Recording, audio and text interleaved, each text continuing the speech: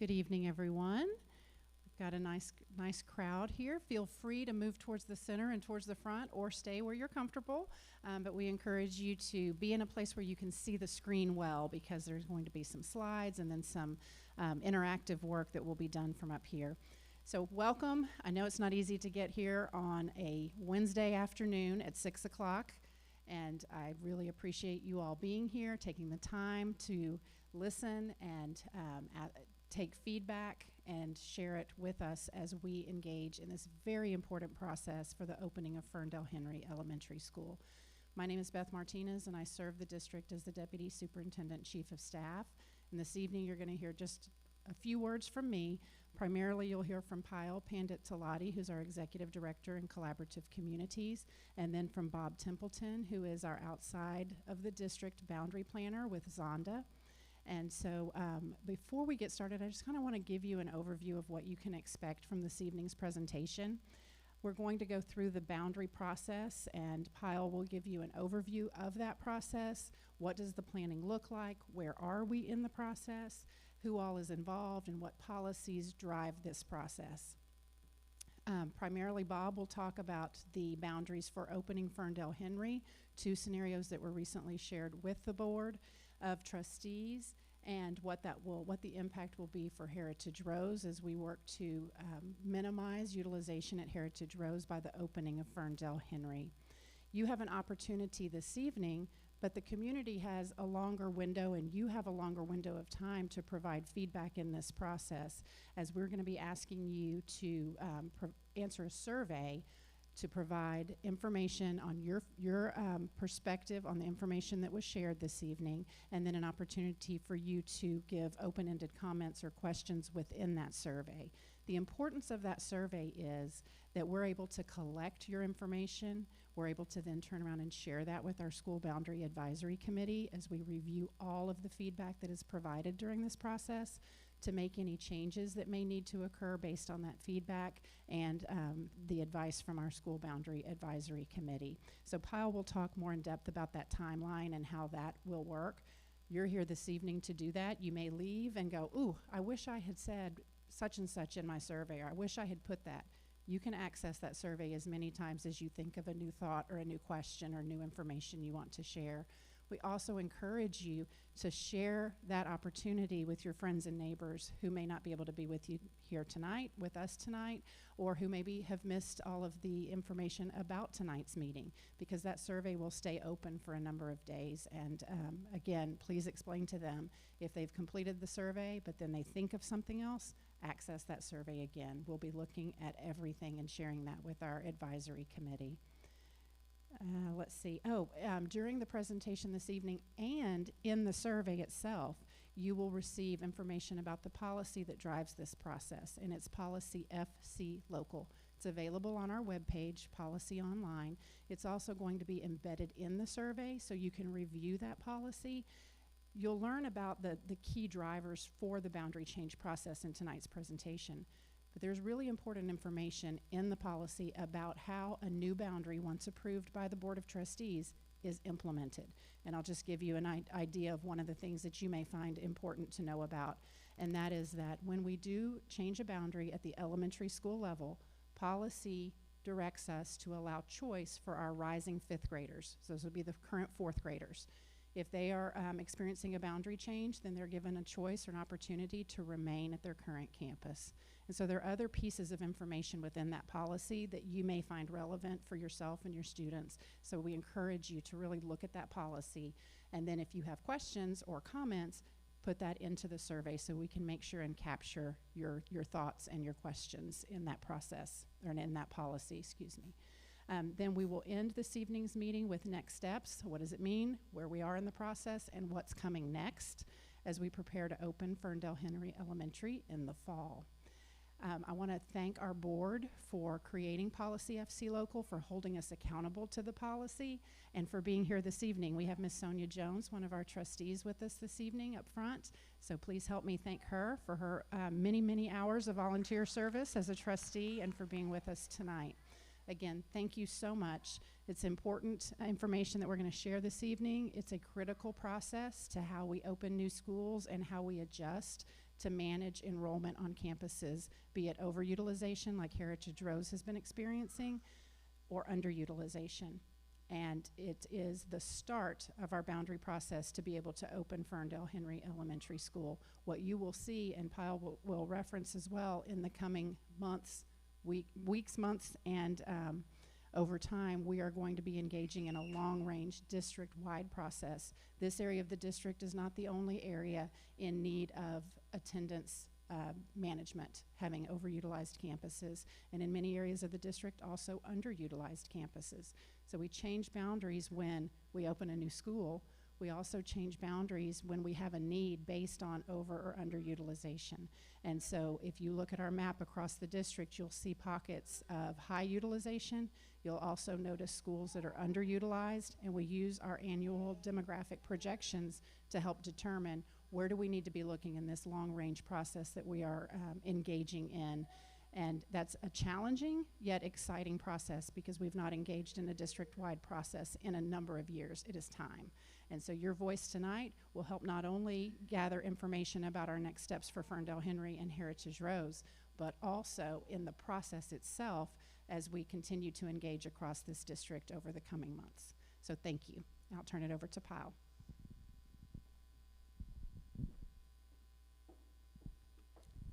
Good evening.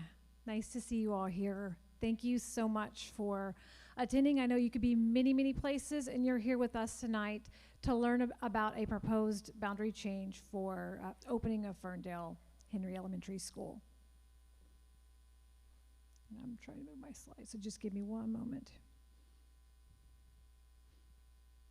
Okay, so as Ms. Martinez alluded to, our boundary process is a multi-step process. So what you're hearing tonight is not necessarily what could be happening as we open Ferndell Henry.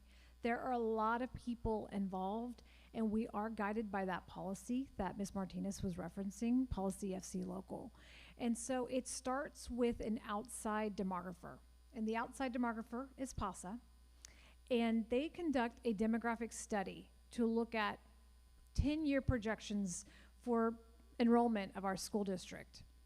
And then we have Zonda, who you'll hear from momentarily, who then looks at reviews, they assess the study, and they'd really try to get a pulse of what's happening across the district from overutilization at campuses, are they overcrowded, to are some of our campuses actually declining in enrollment. And then they provide proposed boundaries for administration to consider. And so then that's where Fort Bend ISD administration comes in, and we say, okay, let's look at what we've seen in this study conducted by our demographer, and then let's look at what our boundary planner is proposing, and really looking at that checks and balances.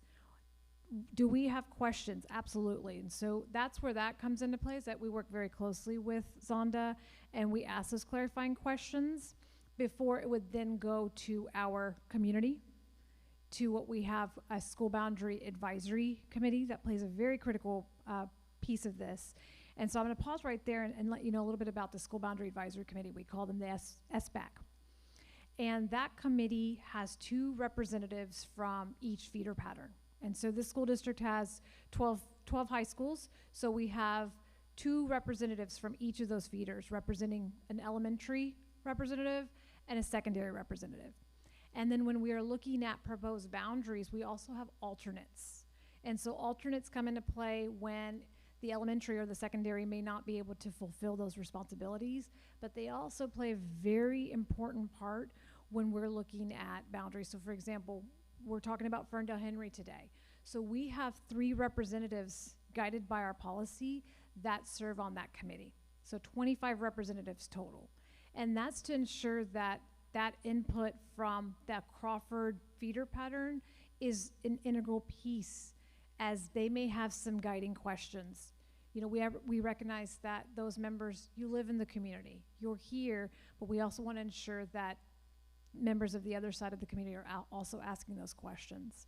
And so that school boundary advisory committee, they're also here to review and seek clarity, ask questions of administration or what might be proposed by Zonda as proposed things that we bring to the community then for input.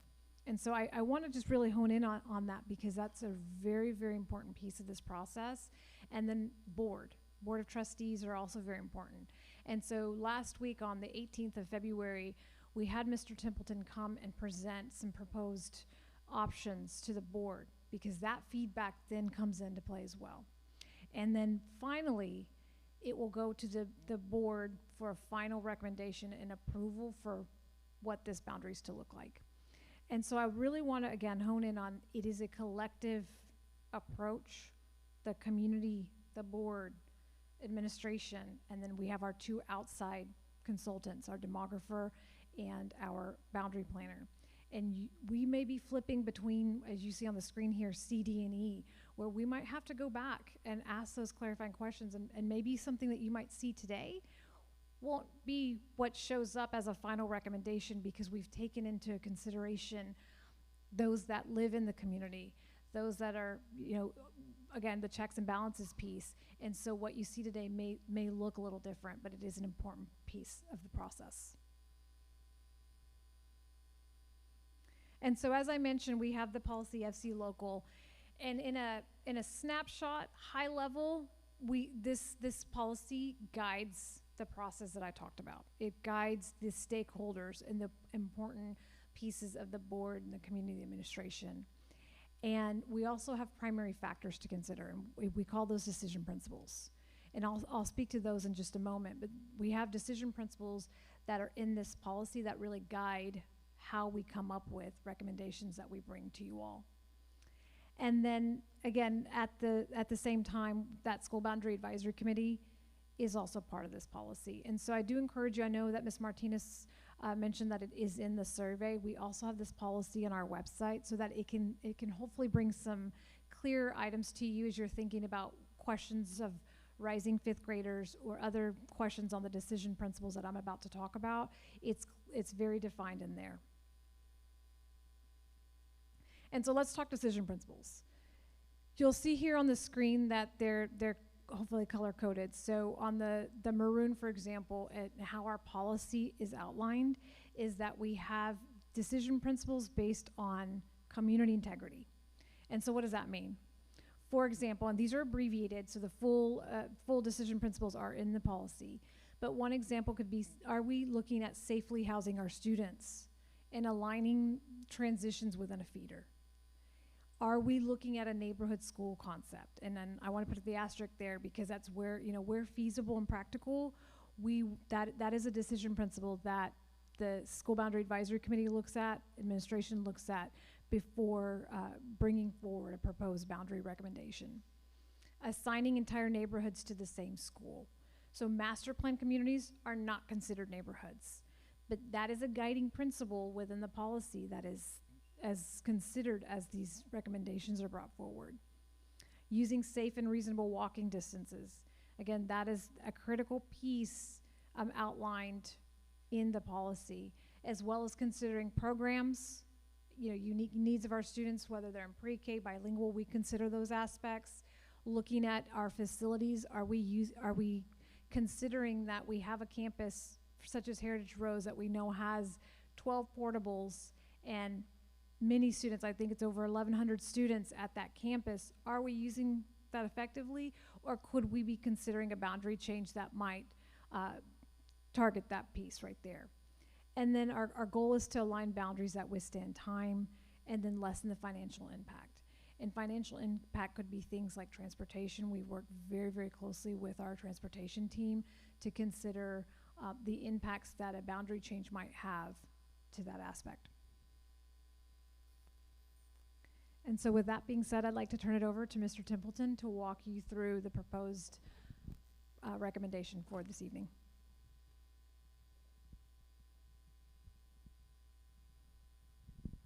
Well, thank you. My name is Bob Templeton with Zonda Demographics.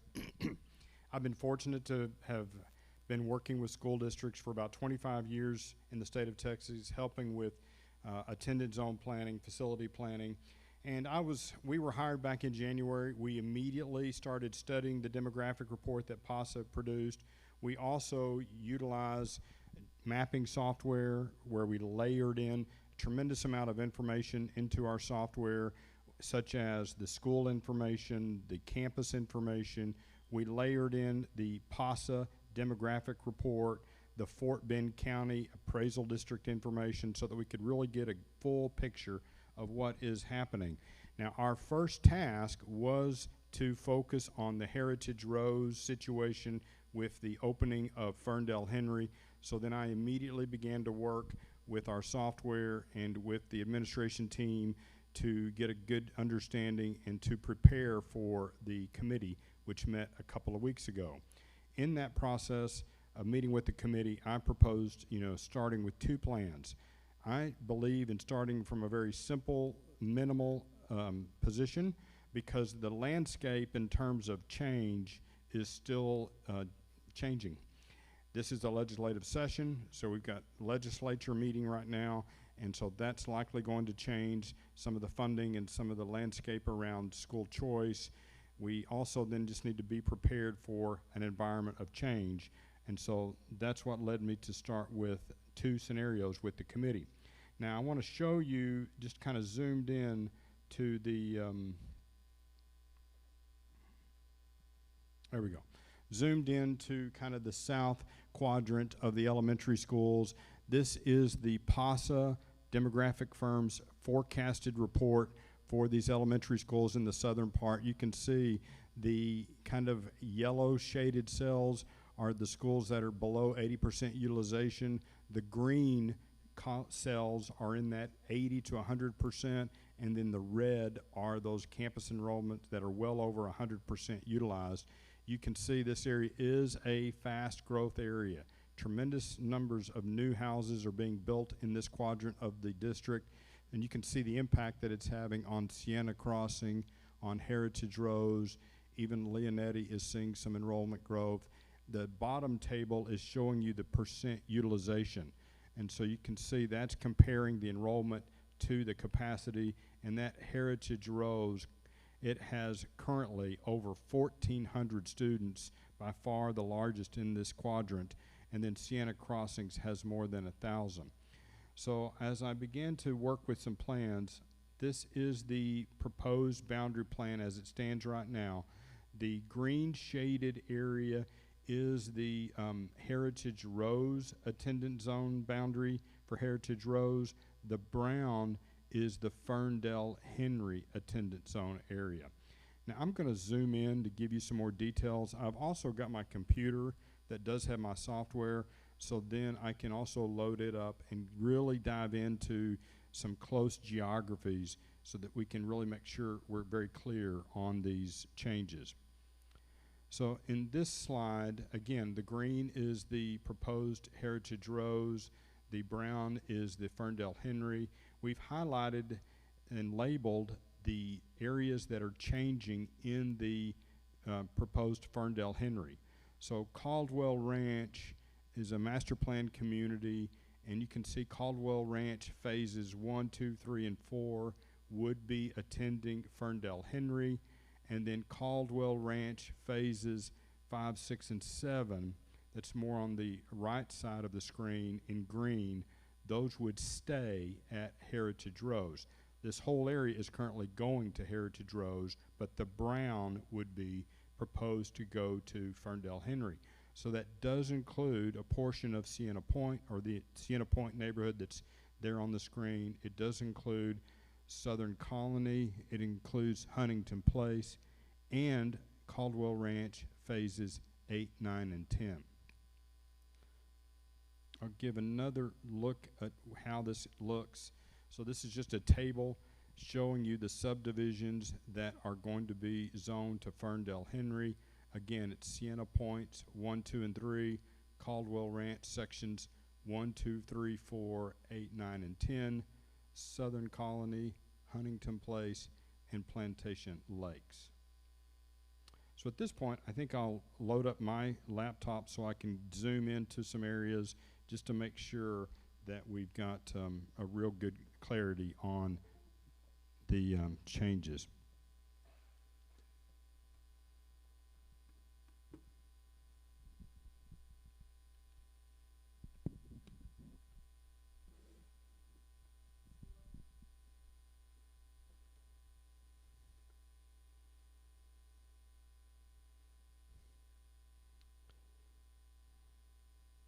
Drum roll.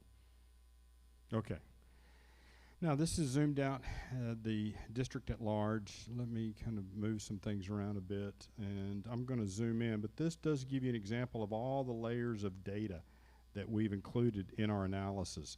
We've got the PASA planning area, the PASA forecast information, the Fort Bend appraisal district data, which does include the subdivisions, and then I'm going to zoom into the section that's changing. So this is the Heritage Rose location. I've got my satellite imagery turned on. This is the Ferndell Henry. Here's the high school where we're located today. These are the sections of Caldwell Ranch that are staying at Heritage Rose. And I'll zoom in and those street labels will pop up. But this is Cattle Chute, it is Lipson, and it's Appaloosa, and here's Caldwell Ranch Boulevard. So this section would stay at Heritage Rose, and here is the additional sections. This is Kinder Sky, it is Elm Birch, it's Sleek Flock. This is the dividing line between Heritage Rose and Ferndell Henry. There's not any streets on this road, but this is Suffolk Valley. So Suffolk Valley is the dividing line in this area between Heritage Rose and Ferndell. So when I move over to the left, these are the neighborhoods of Caldwell Ranch that would be zoned to Ferndell Henry.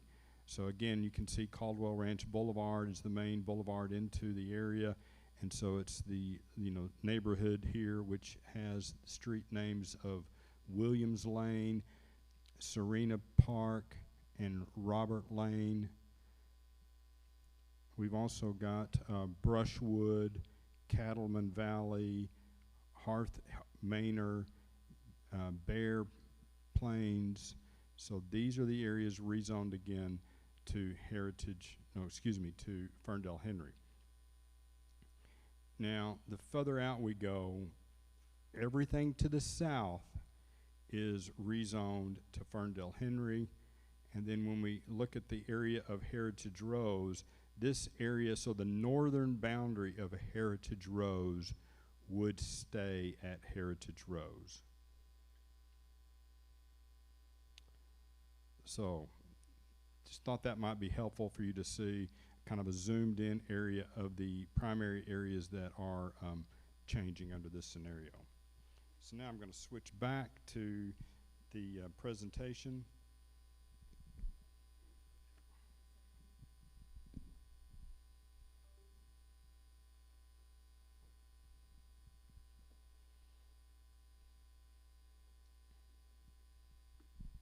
Thank you. So with the drum roll, give it a second.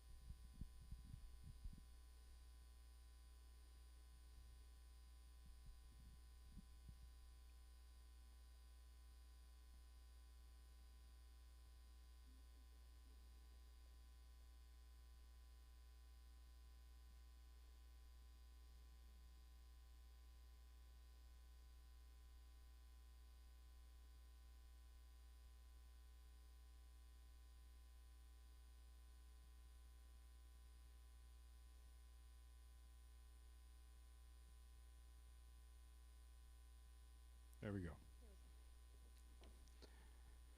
So with this plan, I've kind of highlighted or pointed out the Ferndell Henry and the Heritage Rows.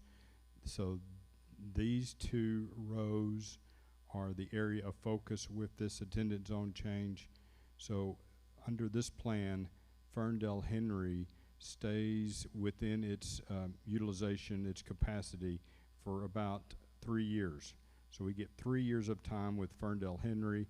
Heritage Rows would be at capacity in 2 years and then exceeding capacity.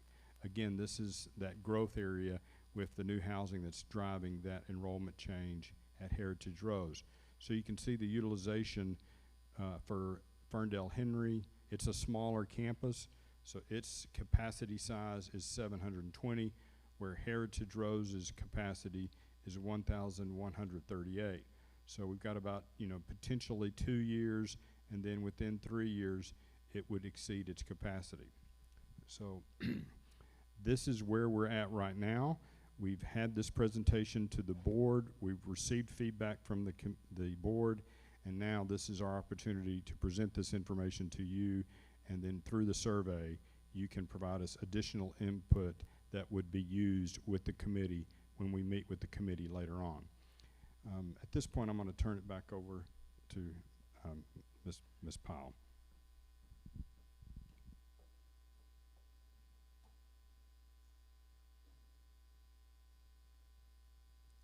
So I did, thank you, Mr. Templeton. I did want to cover this slide because I know that you had shared the proposed subdivisions that are proposed for Ferndell Henry. And so these are the subdivisions that would stay at Heritage Rows. And so I thought that just giving that point of clarity would be important for you all as well. So I'll just hang tight for a minute for those to let you read that.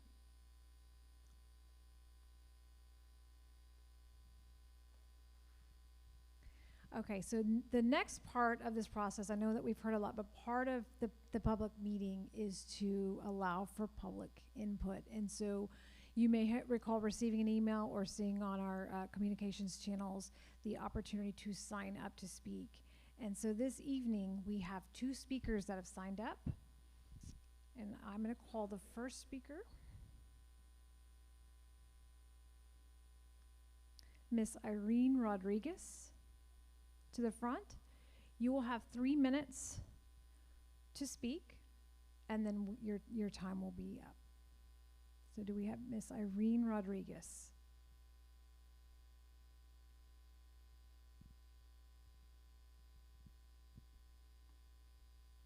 Okay. Do we have Mr. Justin McLean?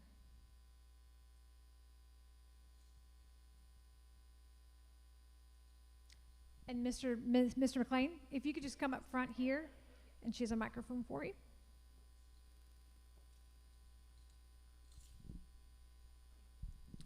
And your time begins now. Awesome. Good evening. The input that I've had, I was talking with a district employee, but I think one of the things that I'm excited about this opportunity, but thinking about the teacher and the staffing. To my 2 oldest children go to Heritage Rows, and over their course of their kind of educational career, they've had at least, my son is dealing with it right now, they've had at least 3 to 4 teachers within a year. All right, so my son's ELA teacher just kind of walked out, didn't say anything, and I think obviously as a former educator, I taught in the district at Laco and Hightower, I know what it feels like when there's a lot of students there, and you're overwhelmed, and we're trying to figure those things out. But I think I'm most interested for the kids on this side of town and all of the families here to making sure that we're putting students there, whether at Ferndell or Heritage Rows, making sure our students have teachers that are contextualized to understand, like, we want our kids to thrive, and we want them to thrive in a good pace.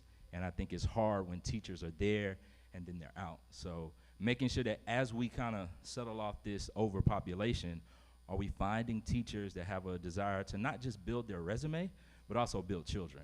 And I think that's a hard thing. You're trying to grow your profession, but knowing the impact it's had on my son and my daughter coming home, and we're working through work, and they got a new teacher, and it's like, we didn't get an email, we didn't know these things were happening.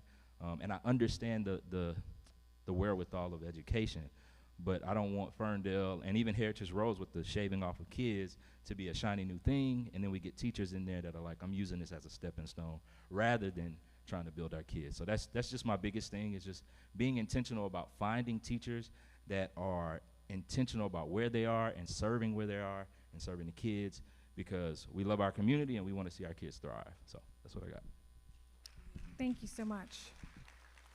Thank you for your feedback. So I know that you've heard a lot tonight. You've heard a lot of numbers. I know Mr. Templeton shared that information.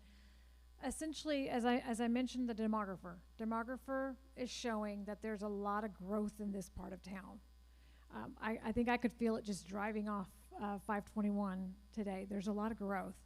And Heritage Rose is continuing to get that growth. We see that, as I mentioned, with the 12 portables. That's a lot. And so we hope that you find it exciting that we're opening Ferndale Henry to help address the overcrowding piece, and that there was some clarity received from Zonda's presentation around what those neighborhoods are being proposed for that boundary change. And so it's not said and done, it's not final, and so that takes us to our next steps, where we launch a public survey this evening. And this will be launched community-wide. And that public feedback is a critical piece so that we're understanding your questions, your thoughts around what you saw today in the Zonda presentation. It goes back to that piece where we're asking clarifying questions and looking at the checks and balances. Is there something that may not have been asked before? It's gone through our school boundary advisory committee and through administration, but really just making that clear that your voice is critical in this process. And so that survey launches tonight. It ends at 11:59 p.m. on March 5th. And then beginning that very next morning, administration will get together and start reviewing the feedback. So March 6th through the 19th is where we review the feedback. We have our SBAC, as I mentioned, will also be reviewing that feedback and coming together and understanding, you know, what questions were asked, what clarities were needed, before then going back to our Board of Trustees on March 27th for a final recommendation. So again, tonight is a proposed recommendation. That final recommendation is brought forward to the Board of Trustees on March 27th, and then the board will consider what that final recommendation may be on April the 7th. And here's the QR code for the survey. You don't have to, you can click on it right now, but just know that you have time. You'll be receiving an email in your inbox so that you can process through the questions, and it will last until March the 5th. And so that public survey is very important to us, and hopefully you'll be able to provide your critical input into the process. And that concludes, I want to turn it over to Ms. Martinez. That concludes my portion of this presentation, and I'll turn it over to Ms. Martinez.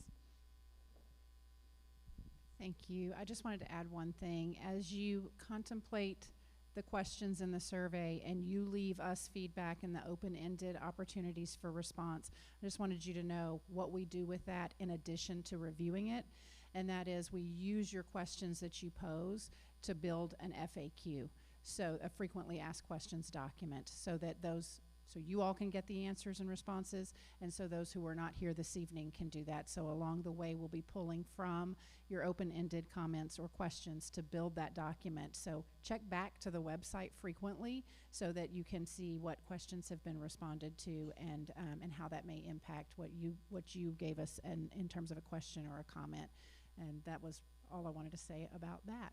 I just wanted you to kind of know what we do with it, how we review it, but more importantly, how we also build that so that it comes back to you and you can see the questions that others are asking, and get the responses to those questions that you may not have realized you had, but the information will be helpful to you as you move forward. So again, take this opportunity, please, to either take the survey now or to snap that picture so that you can take the survey later. And know that you can come back to the survey as many times as you think of something that you want to make sure that we know and that the School Boundary Advisory Committee knows. We'll also be providing your feedback in a report to our Board of Trustees, so they're aware of the feedback that we have received through the process. Thank you again for being here on a Wednesday. It's not easy, and we appreciate you dedicating your time to this community, to our children and to the staff and the comments that we heard this evening from Mr. McLean. Thank you all very much. Appreciate it.